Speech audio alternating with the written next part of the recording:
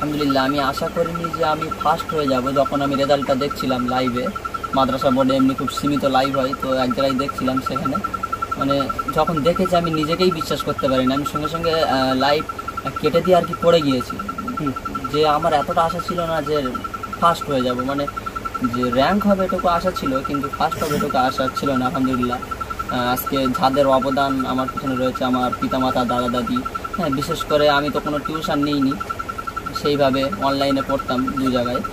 আর স্কুলের মাস্টার মশাইরা খুব সহযোগিতা করেছেন, মানে যে কোনো মুহূর্তে আমাদের কাছে যে কোনো সমস্যা নিয়ে বলেছি, বিশেষ করে নাম না করা বলাই ভালো, যে কোনো সাহায্যে ওনার কাছে চেয়েছি, ওনার সঙ্গে সঙ্গে হোয়াটসঅ্যাপের মাধ্যমে হোক বা কলের মাধ্যমে সঙ্গে সঙ্গে সলভ করেছেন।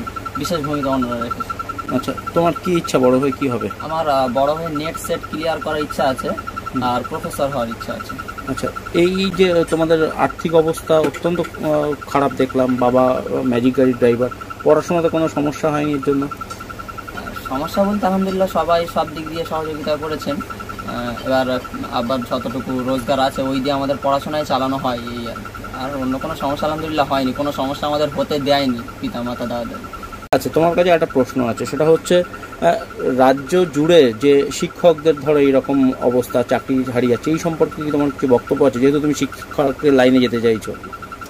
সবচেয়ে বড় কথা হলো, মানে প্রথম থেকেই যখন আমার এই লাইনে যাওয়ার ইচ্ছা, তখন থেকেই একটা মনে ভয় কাজ করে, যে বিশেষ করে পশ্চিমবঙ্গ রাজ্যের ব্যাপারটা, মানে এখানে শিক্ষকদের যে হেনস্থা সর্বদাই দেখে আসছে, আর এই কদিনে তো আরও দেখছি শিক্ষকদের চাকরি হয়তো না অনেক দিন দিয়ে যাবৎ, কিন্তু সে কজনেই হয়েছিল তাদের সমস্ত চাকরিতে বাতিল হয়ে গিয়েছে।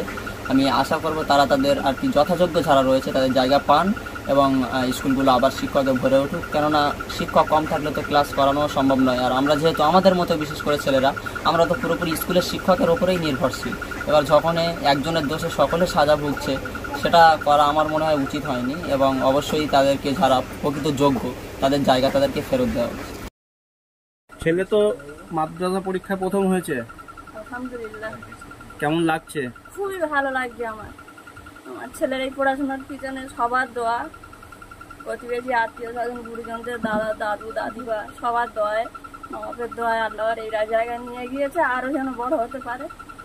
আপনারা সবাই ওর জন্য দোয়া করবেন প্রাণ ভরে, আরও যেন বড় হতে পারে। আপনি কতটা খুশি? আমি খুব খুশি হয়েছি। কি নাম আপনার? আমার নাম নুরুন্নেসা শেখ। আচ্ছা, ছেলে তো মাদ্রাসা পরীক্ষায় মাধ্যমিক স্তরে আলিম পরীক্ষায় সপ্তম হয়েছিল, আলহামদুলিল্লাহ, আর এবার হচ্ছে ও প্রথম হলো রাজ্যের মধ্যে, কি বলবে? আমি বলবো যে আজকের আমার ছেলে যে হারে মানুষের কাছে উজ্জ্বল হয়ে এসেছে, প্রত্যেক ঘরে ঘরে এমন ছেলে তৈরি হোক, পড়াশোনার জগতে আরও মুসলিম সমাজটাকে আরও এগিয়ে নিয়ে যাক। আরও গর্ব যে আমার এই গরিবানা মতে আমার ছেলেগুলো যেভাবে তৈরি হচ্ছে, আরও সরকারি সহযোগিতা কিছু যদি হয়, আরও ভালো জায়গায় আমার দুটো ছেলে মেয়ে আছে, আরও যেতে পারবে, তাদেরও পড়াশোনা ভালো।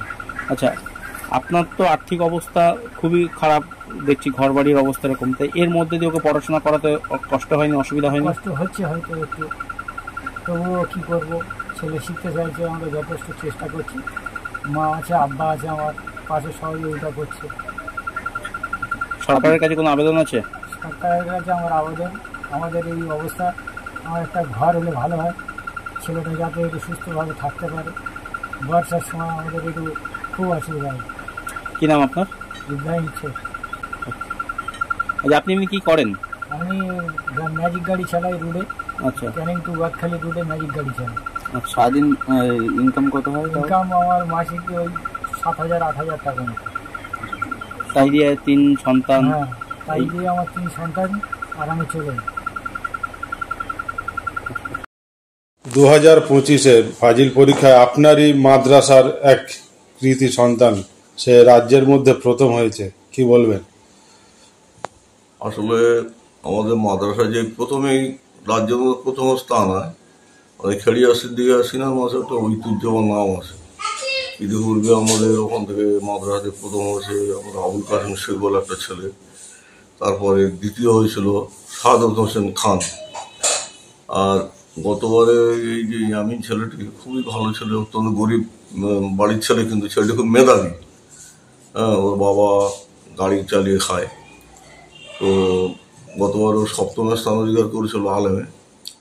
এবারে আমরা জানতাম যে একটা র্যাঙ্কের মধ্যে থাকবে, কিন্তু যে প্রথম হবে এটা আমরা শুনে অনেকে অবাক হয়েছি এবং খুব ভালো লেগেছে আমাদের যে এই জায়গায় করেছে, র্যাঙ্ক করেছে। আর আল হাবিব তরফদার বলে একটা ছেলে, সেও 4th হচ্ছে ওই ফাজিল ক্লাসে। আজকে আমাদের মাদ্রাসার ছাত্ররা এরা পড়াশোনা বিভিন্ন দিক থেকে অনেকটা এগিয়ে যাচ্ছে। আমাদের মাদ্রাসাটা পরিকাঠামোটা খুবই ভালো, শিক্ষক মণ্ডলী তারাও খুবই আন্তরিকতার সঙ্গে পড়াশোনা করান। এবং পরিকাঠামোগতভাবে শিক্ষার যে একটা পরিকাঠামো সেটা আমাদের মাদ্রাসা অনেকটা উন্নত। আর আমরা জানতে পারলাম যে আমাদের যে আলফারা মিশন আছে ফুরফুরায়, ওখান থেকে আমাদের কলাহাজার একটি ছেলে, আমাদের বাসন্তীর গর্ব, আজকে যে কাঁঠাল বিড়ায় যেমন আমার ছেলে, আমাদের মাদ্রাসার ছেলেটি যেমন পাস করেছে, কলাহাজারা থেকে ওই ছেলেটি 2য় স্থান অধিকার করেছে।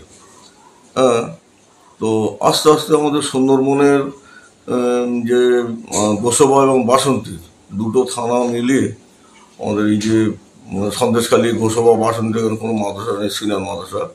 আমাদের সিনিয়র মাদ্রাসা 1970 সালে রিকগনাইজ হয় এবং সেখান থেকে আজ পর্যন্ত যে সমস্ত শিক্ষকরা এখানে এসেছিলেন সব প্রায় উন্নত মানের শিক্ষক আমরা এখানে ম্যানেজিং কমিটি আছে তারা নিয়োগ করেছিলাম।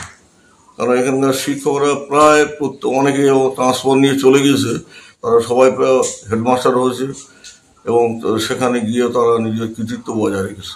আমাদের মাদ্রাসা থেকে বিভিন্ন সময় ছাত্ররা তারা আজকে কিন্তু সমাজে সুপ্রতিষ্ঠিত। অনেক ছাত্র যারা চাকরি করে, অনেক ছেলে যারা সমাজে বিভিন্ন দিক থেকে তারা সুপ্রতিষ্ঠিত। সেই জন্য আমি আশা করছি যে আগামী দিন, ইয়ামিনও বলছিল যে আমি আরবিকের অধ্যাপক হব আলিয়া ইউনিভার্সিটি, তো আশা করি ও ভালো জায়গায় আগামী দিন যেতে পারবে। আর ইয়ামিন যে র্যাঙ্ক করেছে সেটা আমাদের সকলের গর্ব, সকলের একটা দৃষ্টান্ত। একটা অত্যন্ত গরিব বাড়ির ছেলে তার মেধার ভিত্তিতে প্রচণ্ড পরিশ্রম করে নিজে থেকে চেষ্টা করে এবং সে হাফিজ ছেলেটা 1 বছরের মধ্যে হাফিজ হয়েছিল, আজকে চেষ্টা করে সে আজকে এই জায়গায় এসে দাঁড়িয়েছে।